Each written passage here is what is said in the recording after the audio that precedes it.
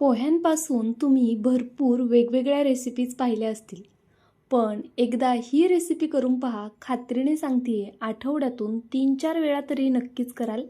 करायला अतिशय सोपी आहे आणि भरपूर अशी पोटभरीची आहे, खूप जास्त चविष्ट आहे. मुलांच्या टिफिनसाठी करू शकता किंवा नाश्त्यासाठी करू शकता. जर अचानक कोणी पाहुणे आले तर नेहमीचे तेच तेच कांदा पोहे करण्यापेक्षा या पद्धतीने तुम्ही ही रेसिपीसुद्धा नक्कीच करू शकता. तर पहा, त्यासाठी काय करायचे आपल्याला, जितक्या प्रमाणात तुम्हाला ही रेसिपी करायची आहे ना, तितक्या प्रमाणामध्ये इथे पोहे घ्यायचे आहेत. आता इथे ही रेसिपी मी 2 जणांसाठी करते, तर त्यासाठी मी एवढे पोहे घेतलेले आहेत.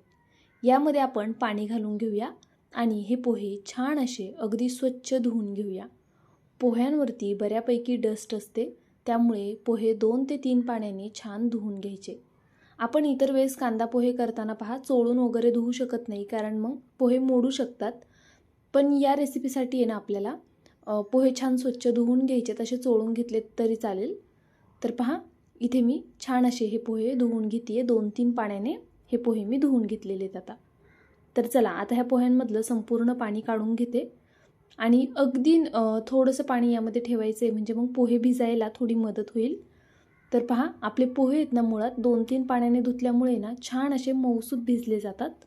अशी छान मऊसूदच आपल्याला हे पोहे भिजायला हवेत. आता 5 मिनटं हे पोहे जरा साईडला ठेवून देऊया आणि एक मिक्सरचं भांडं घेऊया.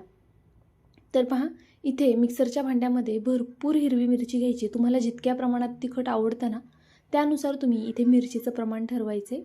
त्याचबरोबर भरपूर असा लसूण घ्यायचा आहे. मिरची आणि लसूणमुळे आपल्या आजच्या या पदार्थाला खूप छान चव येणार आहे, त्यामुळे लसूण आणि मिरची थोडी जास्तीचीच घाला. आता त्यानंतरनं अद्रकचा तुकडा घेतला इथे मी, तो कट करून घालूया, म्हणजे मग मिक्सरला बारीक करायला बरं पडतं. जर तुम्ही अखंड असाच घातला ना, लवकर बारीक होणार नाही आणि अद्रक दाताखाली आलं की ते चांगलंसुद्धा लागत नाही. तर अशा पद्धतीने मी थोडा बारीकच हे अद्रक आहे ना, हे कट करून घेणार आहे. तर पहा, तुम्ही किसून घेतलं तरीसुद्धा चालेल किंवा मग अशा पद्धतीने कट करून घेतलं तरी चालेल. अद्रक आधी धुवून घ्यायचं, त्यानंतरनं त्याची साल काढायची आणि मग ते चिरून घ्यायचं. तर चला, ऑन ऑफ मोडवर आता आपण हे मिक्सरला वाटून घेऊया. इथे पहा, मी मिक्सरला हे वाटून घेतलेलं आहे ऑन ऑफ मोडवर. असं दरदरीतच वाटून घ्यायचं आहे आपल्याला, खूप पेस्ट नका करू. हे वाटेपर्यंत आपले पोहेसुद्धा छान असे भिजले गेलेले आहेत. आता आपण हाताने अशा पद्धतीने हे पोहे मॅश करून घेऊया. पहा, अगदी अशा पद्धतीने आपल्याला हे पोहे मॅश करून घ्यायचे. छान असे हे मॅश होतात ते. जर तुम्हाला वाटलं की थोडंसं यामध्ये पाण्याची गरज आहे, तर तुम्ही अगदी नॉर्मल पाणी पोह्यांमध्ये घालू शकता. पोहे छान मऊसूत असे भिजले पाहिजे नाहीत. आता इथे मी बटाटा घेतला आहे. आपल्याला बटाटा किसून घालायचा आहे यामध्ये. बटाट्यामुळे या पोह्याला बाइंडिंग छान येईल आणि आपला होणारा पदार्थ खूप जास्त चविष्ट आणि छान लागेल. तर पहा, इथे मी उकडलेले 2 बटाटे घालणार आहे. थोडी मोठी साईज होती बटाट्यांची. जर लहान लहान असतील तर 3-4 तुम्ही घेऊ शकता. पण बटाटा थोडा व्यवस्थितच घालायचा आहे, म्हणजे मग आपला जो पदार्थ आहे ना होणारा, त्याला मस्त अशी बाइंडिंग येते आणि चवीलासुद्धा बटाट्यामुळे हा पदार्थ खायला खूप छान लागतो.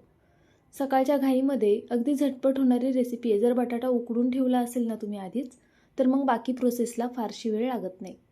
तर पहा, आता हे भांडं थोडं लहान आहे, तर मी याला मोठ्या भांड्यामध्ये शिफ्ट करते. तर इथे मी हे संपूर्ण असं मोठ्या भांड्यामध्ये काढून घेतले. आता यामध्ये आपण जी वाटून ठेवलेली मिरची, लसूण आणि अद्रक होतं ना, ते घालून घेऊया. तुम्ही हवं तर वाटतानाच जिरंसुद्धा घालू शकता. मिरचीच्या ठेच्यामुळे खरं तर ना हा पदार्थ खूप कमाल होतो. तर चला, आता हे संपूर्ण मी यामध्ये घालून घेतलं. त्यानंतरनं भरपूर अशी कट केलेली कोथिंबीर घालायची आपल्याला. सोबतच एक लहान आकाराचा कांदा मी इथे बारीक कट करून घेतला होता, तो घालून घेतला. कांदा खूप जास्त घालायची गरज नाही आहे, पण कोथिंबीर मात्र भरपूर घाला. इतर कोणत्या भाज्या तुम्हाला ॲड करायच्या असतील तर तुम्ही नक्कीच करू शकता.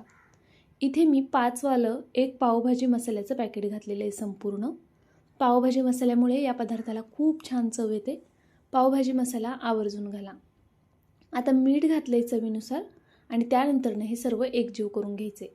आता पहा, आपण यामध्ये हिरवी मिरची घातली आहे, तर काहींना हाताची आग वगैरे होते, तर त्यांच्यासाठी दाखवते आहे फक्त की अशा पद्धतीने तुम्ही काट्या चमच्याने हे मिक्स करून घेऊ शकता, पण थोडा वेळ जास्तीचा लागेल.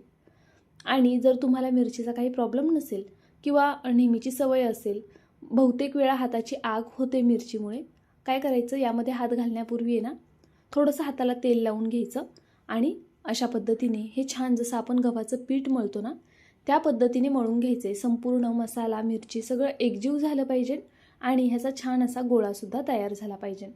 त्यामुळे पहा अशा पद्धतीने जसं व्हिडिओ दाखवते ना अगदी त्याच पद्धतीने तुम्हालासुद्धा हे पीठ मळून घ्यायचं आहे आणि फारसा वेळ लागत नाही. पीठ मळून झालं की लगेचच स्वच्छ असा साबणाने हात धुवून घ्यायचा, म्हणजे मग हाताची जास्त आग होणार नाही. तर पहा इथे मी अशा पद्धतीने छान मॅश करत करत हे पीठ मळून घेते. तुम्ही हवं तर पावभाजी मॅशरच्या मदतीने सुद्धा ज्यावेळेस आपण काटा चमच्याने मिक्स करतोय ना त्यावेळेस पावभाजी मॅशरच्या मदतीने हे आधी छान मॅश करून घ्या आणि मग मळून घ्या. तर पहा ह्याचा व्यवस्थित असा गोळा तयार झालेला आहे. आता हे पीठ मी भिजण्यासाठी फक्त 2 मिनटं साईडला ठेवून देते, तोपर्यंत पुढची कृती करून घेऊया. इथे त्याच सेम मिक्सरच्या भांड्यामध्ये मी मिरची घेतलेली आहे. त्यानंतरनं भरपूर अशी कोथिंबीर घेतली. जितका पुदिना आहे ना त्याच्या अर्धी कोथिंबीर घ्यायची. तर पहा जेवढी कोथिंबीर घेतली ना मी त्याच्या डबल पुदिना इथे मी घालून घेणार आहे. तर इथे मी संपूर्ण पुदिना घालून घेतला. त्यानंतर आपण यामध्ये साखर घालूया. पुदिन्याच्या चटणीमध्ये ना न विसरता साखर घालायची, त्यामुळे चटणीला खूप छान चव येते. जवळपास अर्धा चमचा मी इथे साखर घातलेली आहे.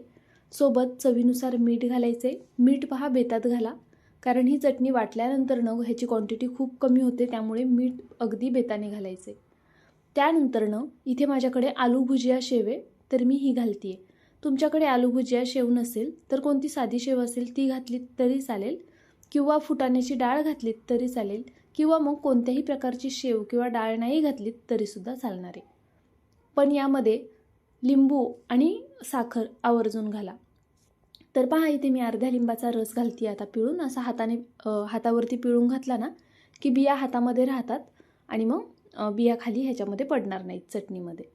तर चला आता आपण हे गरजेनुसार पाणी घालून वाटून घेऊया. यामध्ये पाणी खूप प्रमाणात घालायचं नाही आहे. आपल्याला ही चटणी अगदी पातळही करायची नाही आहे आणि खूप घट्टही ठेवायची नाही आहे. पहा अगदी परफेक्ट अशी आपली ही चटणी वाटून तयार झालेली आहे. आपण जी शेव घातली आहे ना त्यामुळे याला थोडा दाटसरपणा येतो. तर पहा मस्त अशी चटणी तयार झालेली आहे. अगदी चटपटीत लागते. ह्यामध्ये ना साखरेची चव, लिंबाची चव आणि थोडा झणझणीतपणा असा बॅलन्स झाला पाहिजे.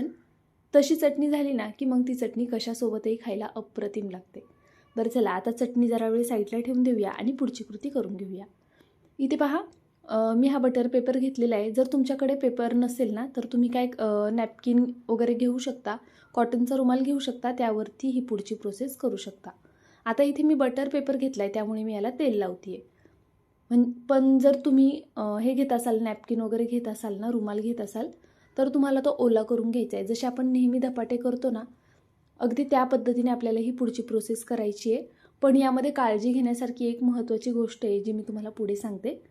तर पहा आता इथे मी याला छान असं गोल करून घेतलेलं आहे हातावरती आणि आता आपण हा एकसारखा असा थापून घेऊया. आता हे थापत असताना एक काळजी घ्यायची की हे खूप जास्त पातळ नाही थापायचं, थोडंसं जाडसरच ठेवायचं आहे आपल्याला. म्हणजे आपली जशी भाकरी असते ना त्यापेक्षा थोडंसं जाडसर. तर पहा मी इथे एकसारखं हे सगळीकडून असं थापून घेणार आहे, पण थोडं जाडसर ठेवणार आहे. तर इथे अगदी पटपट हे थापून होतं. आणि हां, गोल एकसारखा होणार नाही कारण यामध्ये आपण पोहे मॅश करून घातलेले आहेत. तर शक्यतो पोह्यांचा कोणताही पदार्थ असू द्या तो असा साईडनी थोडासा सुटला जातो. जर तुम्ही पोहे मिक्सरला फिरवून घेतले असते ना तर मग तो असं साईडनी सुटणार नाही. पण आपण अगदी सोप्या पद्धतीने आणि पटपट करायला घेतलेलं आहे हे. आणि पहा तुम्ही असं हाताने एका साईडनी छान असं व्यवस्थित गोल याला आकार देऊ शकता. तर इथे आपलं हे छान थापून झालेलं आहे आणि पहा मी थोडं जाडसरच ठेवलेलं आहे. हे जाडसर ठेवण्याचं कारणसुद्धा मी पुढे तुम्हाला सांगणार आहे. तर पाहू शकता इथे आपण पॅन गरम करण्यासाठी ठेवलेला, यावरती हे थालीपीठ घालून घेऊया आणि याला छान असं एका साईडनी होऊन देऊया. आता गॅस मीडियम ठेवायचा, मीडियम फ्लेमवर ह्याला छान होऊन द्यायचं. मी इथे तेलाचा वापर करते, तुम्ही तेलाऐवजी बटर किंवा तूपसुद्धा लावू शकता. आता आपल्याला हे लगेच पलटी करायचं नाही आहे. खालची साईड छान खमंग होऊन द्यायची, त्यानंतरनंच ह्याला पलटी करायचं. नाहीतर मग काय होतं, हे पोह्याचे पटकनही तुटू शकतं. आपण यामध्ये कोणत्याही प्रकारचं पीठ घातलेलं नाही आहे, फक्त पोहे आणि बटाटा आहे, त्यामुळे हे तुटण्याचे चान्सेस असतात. हे पराठे किंवा धपाटे करताना लहान लहानच करायचे, जसे मी आत्ता केलेले आहेत. खूप मोठा करायचा नाही, नाहीतर मग पलटी करताना तो तुटू शकतो. कधीही व्हिडिओ संपूर्ण पाहत जा. मी पुढे बऱ्याचशा टिप देत असते. बहुतेक वेळा आता समजलं की चला धपाटे करायचेत म्हणून मग व्हिडिओ सोडून जातात आणि मग करताना तुटलं वगैरे की मग म्हणतात अरे रेसिपी फसली. तर पहा, अजिबात तुटलेलं नाही आहे. खालची साईड मीडियम फ्लेमवरती छान होऊन द्यायची. मोठ्या गॅसवरती हे पराठे भाजायचे नाही आहेत, त्याला चव तशी येणार नाही. अगदी बारीक गॅसवरतीच हे भाजून घ्यायचे आहेत. पहा, तुम्हाला गॅस दिसला असेल आता किती लहान होता. तर असा बारीक गॅसवरच ना आपल्याला हे भाजून घ्यायचे दोन्ही साईडनी छान खरपूस खमंग होईपर्यंत. आणि लहान लहान करा, जाड ठेवा थोडंसं, म्हणजे ते अजिबात तुटणार नाही आणि खायलासुद्धा खूप जास्त चविष्ट लागतील. बरं, हे धपाटे किंवा पराठे थंड झाल्यानंतरसुद्धा छान लागतात. म्हणजे असं काही काही पराठे असतात ना की जे गरम खायलाच छान लागतात, पण हे थंड झाल्यानंतरसुद्धा तुम्ही खाऊ शकता, एवढे छान होतात. तर पहा, इथे मी साईडला थोडीशी चटणी घेते आणि आपला दुसरा पराठा होतोय तोपर्यंत मी इथे तुम्हाला हा पराठा दाखवते. अप्रतिम होतात. पोहे आणि बटाट्यापासून केलेले हे पराठे एकदा नक्की ट्राय करा. केल्यानंतरनं प्लीज मला कमेंट करून कळवायला विसरू नका तुम्हाला माझी ही रेसिपी कशी वाटली, तुम्ही करून पाहणार की नाही, आणि केल्यावरती मला सांगा की ताई आम्हाला ही रेसिपी आवडली किंवा नाही आवडली, किंवा यामध्ये जर काही वाटलं असेल तुम्हाला कमी जास्त तर ते सुद्धा सांगत जा. तुमचे काही सजेशन असतील ना तर ते सुद्धा मला कमेंट बॉक्समध्ये देत जा. मी सगळ्यांच्या कमेंट वाचत असते, फक्त प्रत्येकाला रिप्लाय करणं पॉसिबल होत नाही.